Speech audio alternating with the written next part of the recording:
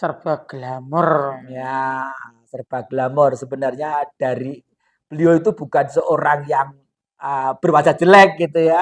Cuma dalam mitologi tertentu digambarkan seperti itu. Hanya untuk Koco Penggolo atau untuk cermin kita bisa mengkaji segala sesuatunya itu. Makanya kalau kan babar nih indah. Ya ilmu nanti suatu ketika kita akan melihat bahwa rasa tali rasa jatining rasa iku ana ning wong wedok. Nah, ini ada candinya. Nah, itu namanya Candi Gaprang. Sekarang disebut Gaprang. Gaprang itu amerangi. Amerangi itu ada bisa marangi, memperbaiki atau memerangi sifat yang tidak baik. Karena kemarin sudah di sana kemarin di Gaprang. Oh gitu ya. Kemarin juga di Gaprang. Oh cuman gitu. belum Babarkan tentang Candi Gaprang. Sedikit ini tentang Candi Gaprang. Sebenarnya mangke mawon anu dibabarne malih. Oh gitu, siap kok. Kita babarkan di tempatnya agar nanti para generasi kita akan paham tentang apa itu Sarutomo. Saru neng utomo. Gitu ya. Nanti sangat dibabarkan dengan kesempurnaan penggambaran beliau. Saat itu beliau itu menggambarkan tentang segomo. Se itu selaras, gomo itu pranatan. Artinya dalam laku seorang suami istri yang berhak menentukan dan pilihan kemudian bersegama, se itu selaras, gama itu pranatan. Jadi makanya seorang laki-laki dan perempuan digambarkan bagaikan garwo. Jadi garwo itu di antara keduanya saling punya sinisian yang tidak bisa dipisahkan, sehingga antara jiwa dan rogo disebut garwo. Si garaning nyowo gitu loh. Makanya ada istilah, wah orang yang lagi gandrung itu orang wedi mledase gunung. Gandrung tai kucing rasa coklat. Nah, bahkan para musisi kita almarhum jinatnya Mas Gomblo itu juga punya banyak syair-syair tentang cinta ya. Unik, bahkan sampai digambarkan cinta itu tai kucing rasa coklat. Walaupun pahit getir tapi selalu indah. Kayak gitu. Niki nganu. Tangklet malih niku pamane jenengan babarne masalah wonten niku Iselovinya men candi pundi niki Gaprang niku. Ya, makanya tadi dalam matur bahwa leluhur kita itu di zaman Singhasari itu dibuat sesuai dengan reliefnya atau ukirannya dari batu itu zaman Singhasari. Singhasari itu berada di timur lereng Kawi. Makanya di Jawa ada istilah Kawi itu kawitan. Jadi kawitan artinya purwa, parwa, awal mula lereng Kawi Timur itu peradaban tanah Jawa. Sehingga di sana ada namanya Singhasari. Singha itu tempat, astana, sesuatu yang indah dan megah, yang punya wibawa. Sari itu sari-sari, sari-sari bumi. Sehingga digambarkanlah di masa itu tentang manusia itu pada saat menggapai dharma bakti bahwa ia dilahirkan ke bumi untuk mendharma baktikan hidupnya. Nah, seorang manusia dan yang sudah bebadra atau polokromo atau nikah, memang menungso tugasnya ngelairake menungso. Nah, ilmu gaprang itu yang dikaji adalah itu. Nah, nyuwun sewu, karena tipis sekali antara nafsu yang ada di Sarutomo pelanangan kita ini pada saat bercinta itu mendatangkan getaran untuk ingin segama. Tapi nanti dulu. Kan gitu. Nanti dulu. Kan gitu. Artinya nanti dulu itu begini kok. Jadi nafsu itu ora iso dipateni. ora iso diilangi.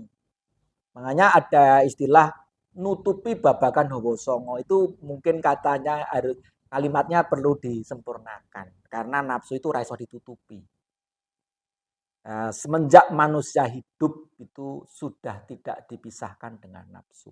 Jadi nafsu itu mukti, ojo dicegah, ning kudu digulawentah. Nah ini, itu dikendalikan, digulawentah itu dikendalikan. Sesuai dengan ruang dan waktunya. Artinya pada saat orang sudah jejaka, usianya sudah cukup umur, ya diminta untuk triwikromo, bertanggung jawab. Karena setiap manusia ditugaskan kembali menjadi menurunkan turun rah atau anak. Anak yang keluar dari wiji dadi, namanya wiji pinilih, dalam ilmu filosofis Jawa disebut bije atau biji. Dalam ceritanya dikatakan pari kesit. Biji itu digambarkan pohon padi. Padi itu simbol dari kata gogo, pari gogo. Pari yang tumbuh di lereng gunung. Gunung itu simbolnya ilmu. Jadi disebut Jawa, Dwijo Gonggo. Dwijo Gogo itu seorang Dwijo, seorang guru yang babar tentang ilmu padi. Karena bije, wiji.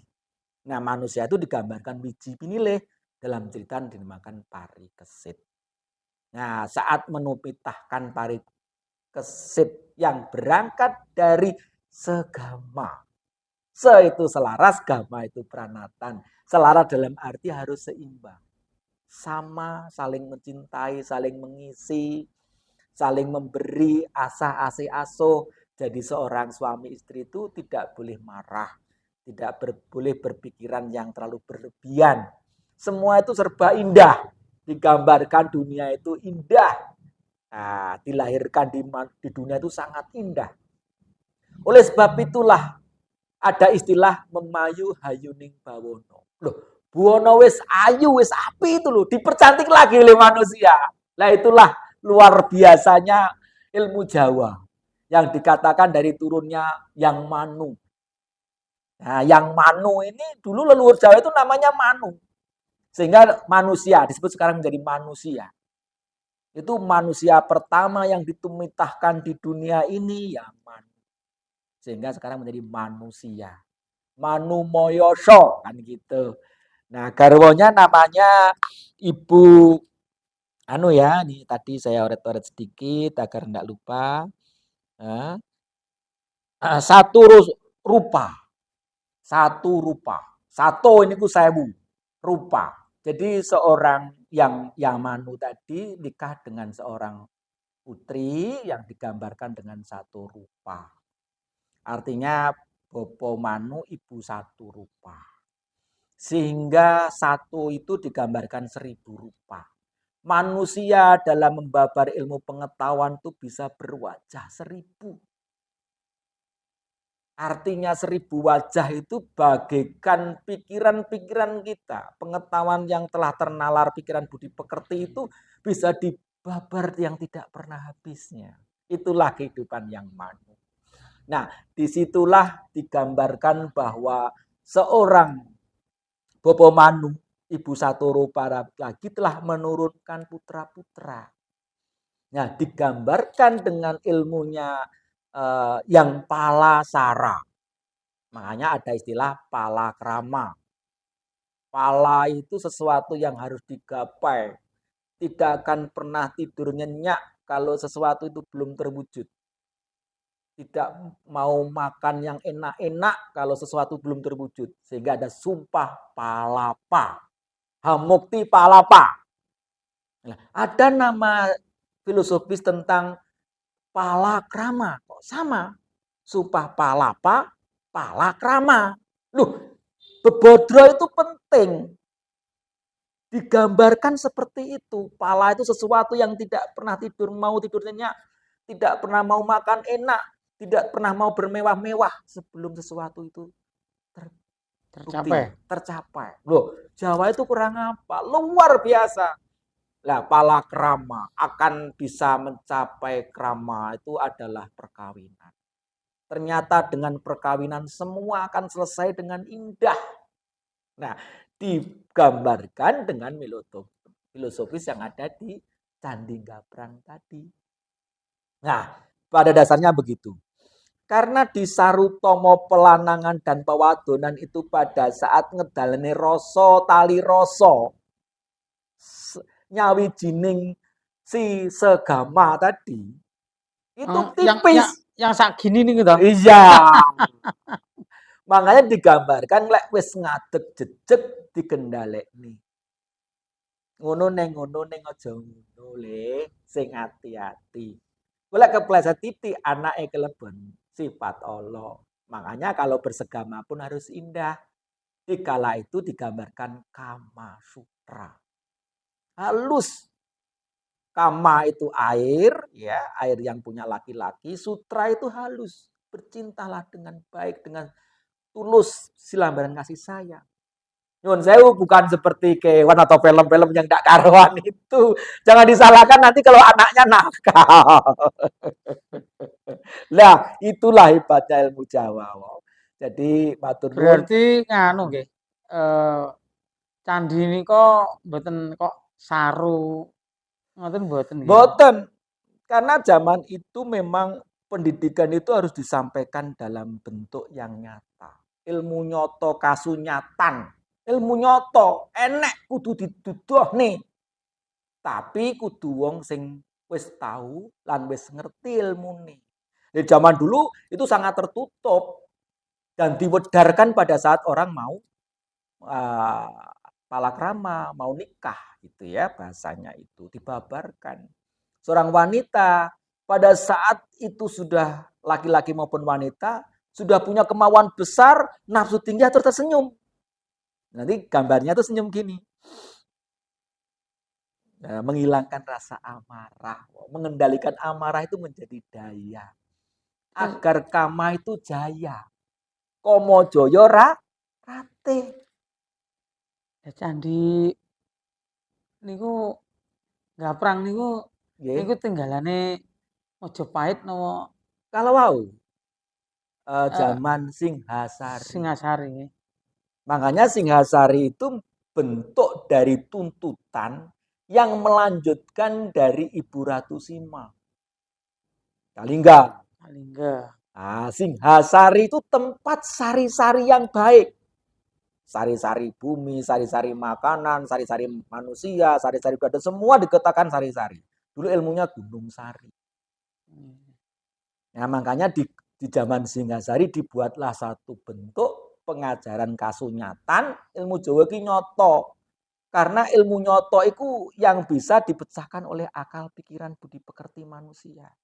Kalau ora nyoto lha opo digoleki ngimpi kerawu adoh.